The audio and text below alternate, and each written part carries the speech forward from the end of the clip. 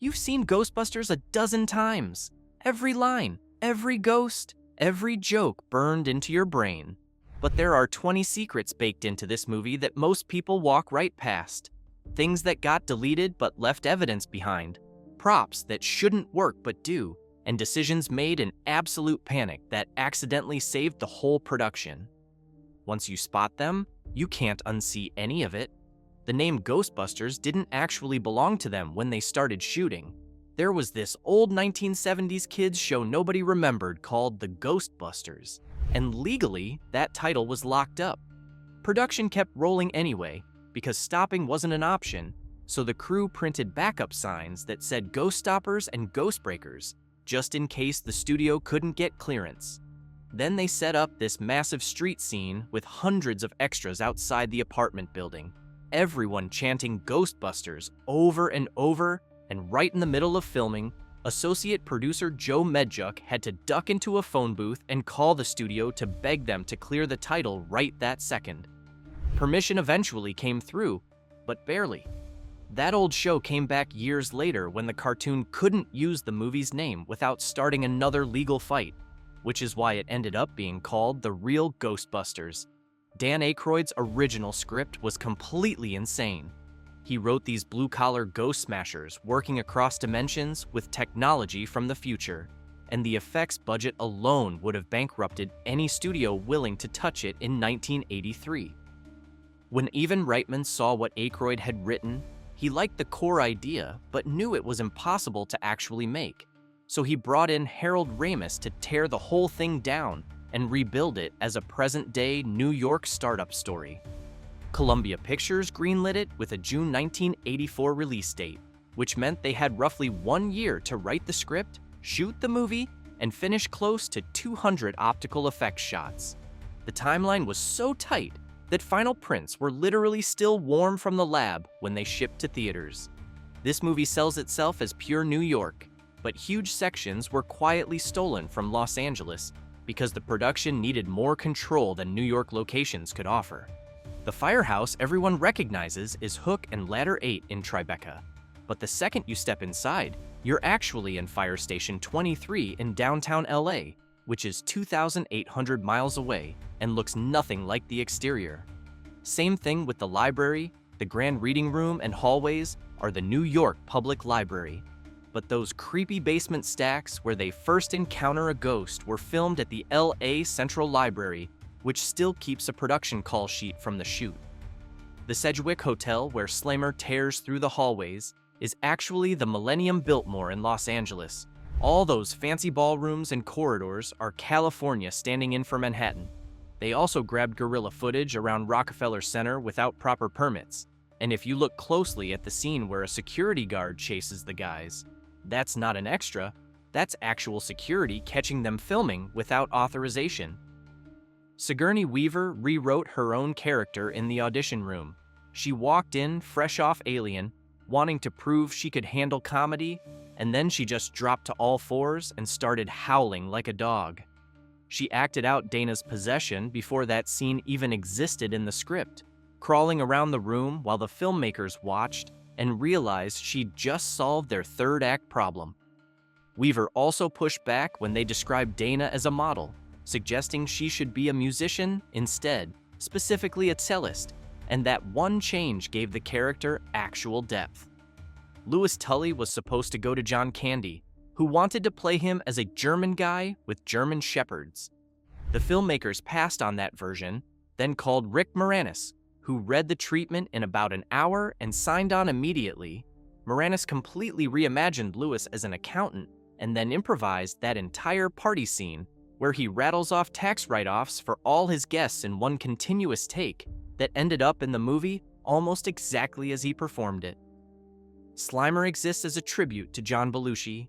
Dan Aykroyd has said multiple times that the greedy green ghost was modeled in spirit on his late Blues Brothers co-star, a way to keep Belushi in the movie even though he'd died before production started.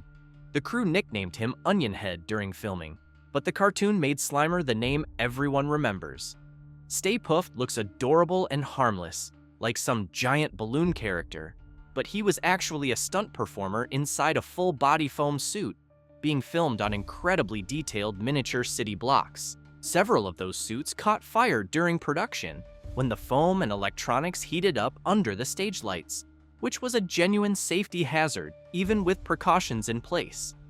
The sailor hat and bib were intentional design choices meant to make the climax funny instead of terrifying, turning the apocalypse into a joke you could laugh at.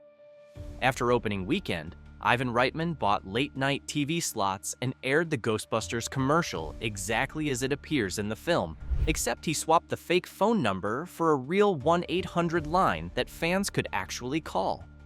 People who dialed it heard a pre-recorded bit from Bill Murray and Dan Aykroyd, and that line reportedly got about 1,000 calls an hour, 24 hours a day, for 6 straight weeks. The Eddie Murphy thing is genuinely confusing because the story changes depending on who's telling it. For years, people repeated that Murphy was supposed to play Winston Zeddemore. Then, in a 2014 oral history, Reitman said Murphy was never actually in consideration, but Murphy himself went on television later and said he couldn't do it because he was shooting Beverly Hills Cop at the time. Both versions are out there from people who were actually involved, and neither one fully explains what really happened. Winston Zeddemore's role was bigger in early drafts, bringing him in much earlier as the audience's entry point into this bizarre world. As the movie evolved and Bill Murray's improvised performance took over more screen time, Winston's entrance got pushed later and his part shrank. Ernie Hudson has been candid about this over the years, acknowledging that the final version works even though it was a personal disappointment. The script went through so many revisions during production that some scenes got shot before anyone agreed on what they actually meant. There's this whole sequence where the Ghostbusters are in jail and Ray talks about how he's always been able to see dead people. This deeply personal moment that was supposed to explain why he got into paranormal research in the first place. They filmed it, spent money on the setup and coverage, got good performances from everyone, and then it just vanished in the edit because it killed the momentum right when the movie needed to be racing toward the climax. That happens all the time in movies, but what's unusual here is how much of the deleted material still left traces in the final cut.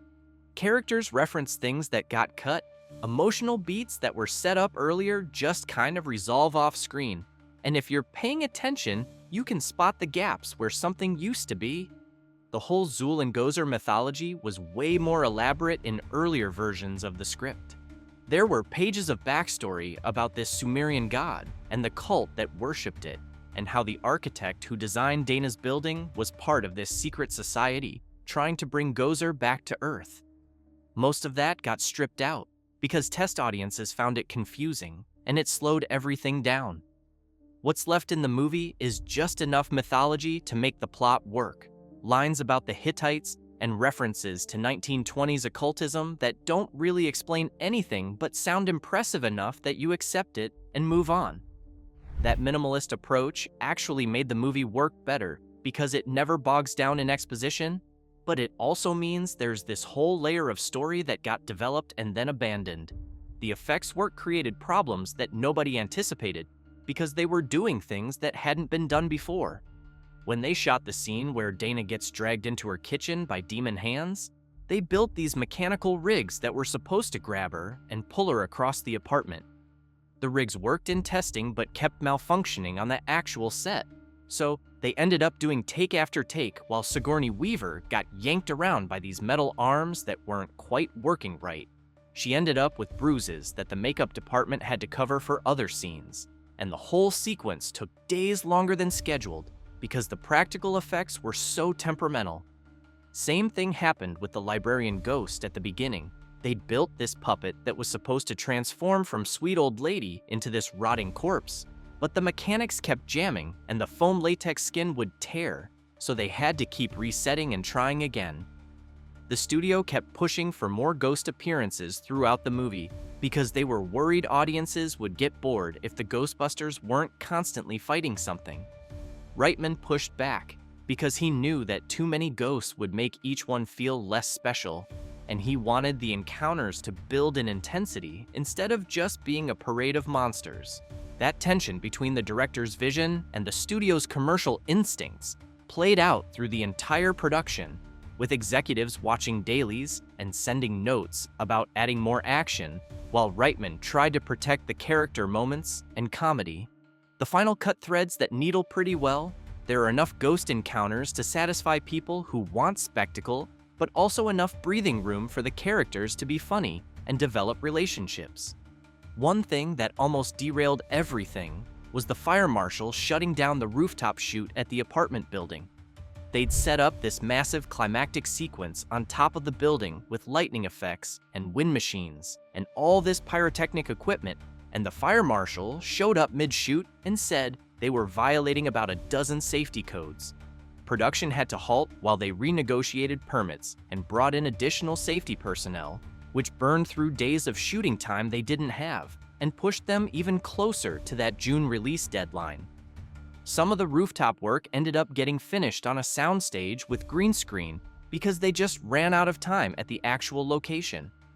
The Ecto-1 itself became a character in the movie partly by accident. They'd found this 1959 Cadillac ambulance hearse hybrid and spent weeks modifying it with lights and equipment to make it look like a working ghost-catching vehicle. But the car was ancient and kept breaking down during shoots, so they had to have mechanics on standby constantly. There's one scene where the car is supposed to screech to a halt and the doors fly open and the guys jump out, and they must have tried that 20 times because the car kept stalling, or the doors wouldn't open smoothly, or the timing was off. All those takes where the car pulls up and something goes wrong. They're not in the movie, but they happened, and the crew spent hours babysitting this temperamental vehicle that looked perfect on camera, but barely functioned in reality. The containment unit that holds all the captured ghosts was originally supposed to be this huge set piece in the basement with all these detailed technical elements showing how the trap system worked. They built part of it and then realized it was eating up too much budget and too much screen time explaining something that didn't really matter to the plot. So they simplified it down to basically a wall of lights and some ominous machinery, trusting that audiences would accept it without needing a full technical breakdown. When it explodes later and releases all the ghosts, that simplification actually made the scene more effective because you're not trying to track complicated pseudoscience. You just see chaos breaking loose. The dynamic on set was its own kind of chaos that somehow worked in the movie's favor. Bill Murray famously didn't sign a contract until right before cameras rolled, which meant the entire production hung in the balance for weeks while everyone waited to see if he'd actually show up. Murray was coming off a string of comedies where his deadpan style had turned him into one of the biggest stars in Hollywood, and he knew it. The studio knew it too, which is why they waited. When he finally committed, he brought this loose improvisational energy that Reitman learned to capture by just letting the cameras run longer than usual. A lot of Murray's best moments in the film, the little asides and reactions that make Venkman feel so natural, came from takes where he went off script and Reitman was smart enough to keep rolling. That approach worked because Ramis and Aykroyd were both comfortable improvising too. They'd come up through Second City and knew how to build on whatever Murray threw at them. The three of them had this rhythm where the script gave them structure, but they'd constantly find better jokes in the moment. What's interesting is how much that improvisation extended to the technical side of production. The special effects team was essentially inventing techniques as they went, because nobody had really done a comedy with this level of effects work before. They couldn't just copy what worked in Star Wars or Alien, because those were serious movies where the effects were meant to be scary or awe-inspiring. Here, they needed effects that were impressive, but also funny, which is a completely different problem. The trap devices that capture ghosts had to look believable as technology, but also simple enough that the comedy of three guys in jumpsuits could operate them.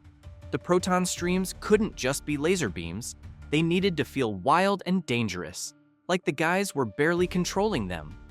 A lot of that got figured out through trial and error during production, with the effects team building rigs and testing them on set to see what worked. There's one shot where the streams cross, and you see that violent reaction. That wasn't fully planned in advance. They tested different ways to show the streams interacting, and picked the one that felt most dangerous. The same thing happened with the ghost trap. They built several versions before finding one that looked technical enough to be believable, but simple enough that audiences wouldn't get confused about how it worked. The entire movie balanced on this edge between comedy and genuine stakes, and keeping that balance meant making hundreds of small decisions during production about tone. Reitman has talked about how he wanted the ghosts to feel like a real threat, even though the guys fighting them were goofing around. That's why the library ghost in the opening is genuinely unsettling when she transforms, or why the demon dogs that come after Dana and Lewis feel legitimately dangerous. If the ghosts were too silly, the whole movie would fall apart because there'd be no stakes. But if they were too scary, the comedy wouldn't land because the tonal whiplash would be too severe. Finding that middle ground meant constantly adjusting and editing, sometimes cutting jokes that were funny but undercut the tension, other times adding humor to scenes that had gotten too dark. The final cut walks that line so smoothly that you don't notice all the recalibration that happened to get there.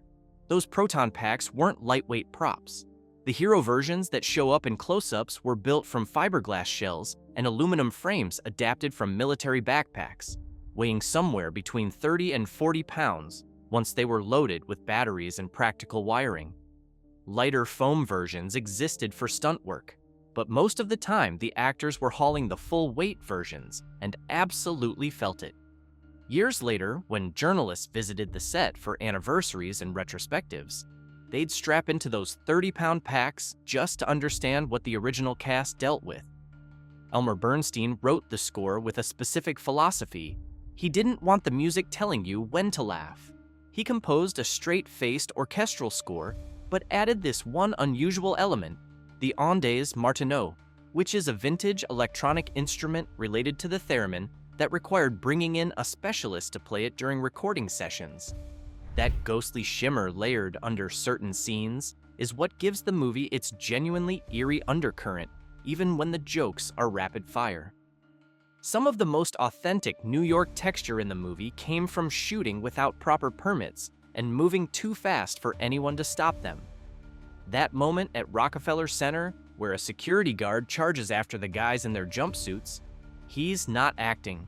He's actual building security who caught them filming where they weren't supposed to be, and the crew liked it so much, they kept the real reaction in the final cut.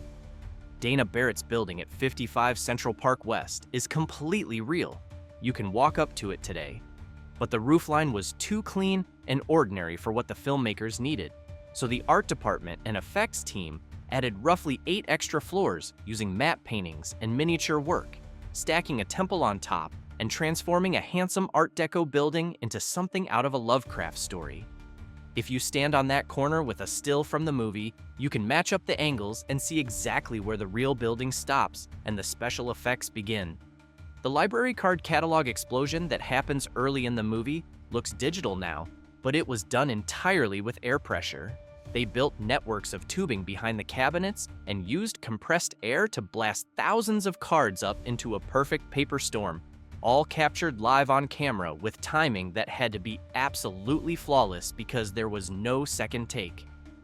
Richard Edlund left Industrial Light and Magic to start Boss Film Studios, specifically because this movie needed someone who could deliver that many effects shots in an impossible timeline. After principal photography wrapped, his team had less than 4 months to complete nearly 200 optical shots, while the editors were still assembling scenes.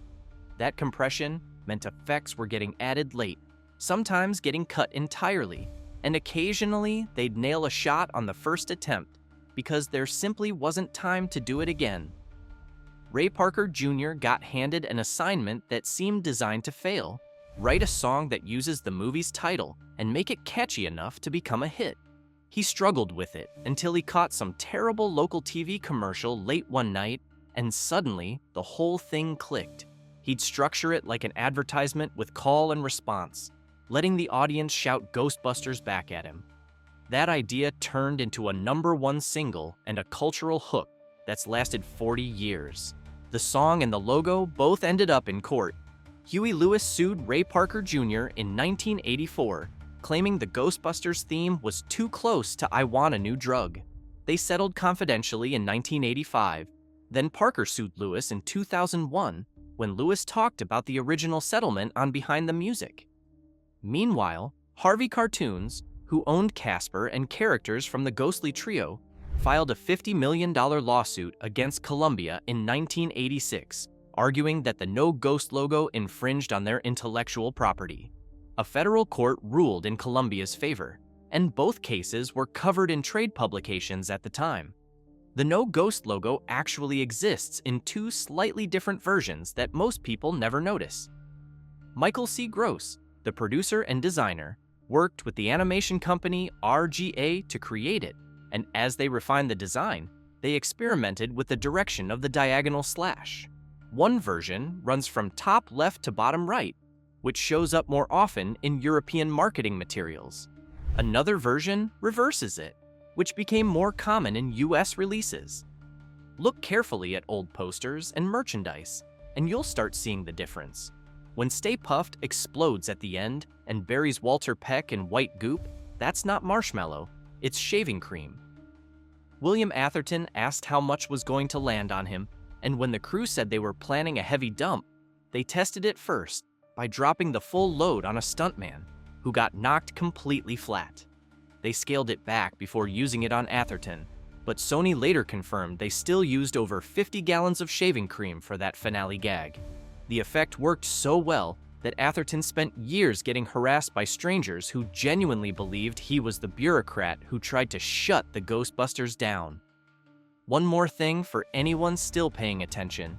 The montage showing the Ghostbusters becoming famous includes actual media personalities. Larry King and late-night TV legend Joe Franklin show up as themselves in those talk show clips, grounding the fantasy in recognizable faces. The Ecto-1 hearse ambulance was built on a 1959 Cadillac Miller Meteor chassis, which is why that silhouette is so immediately recognizable even when it's loaded with lights and sirens. And when Reitman says the prints were still warm, he means it literally. The physical film reels left the lab hot enough to feel because they were cutting it that close to release. So that's what's been hiding in there for 40 years. The title fight that almost derailed everything.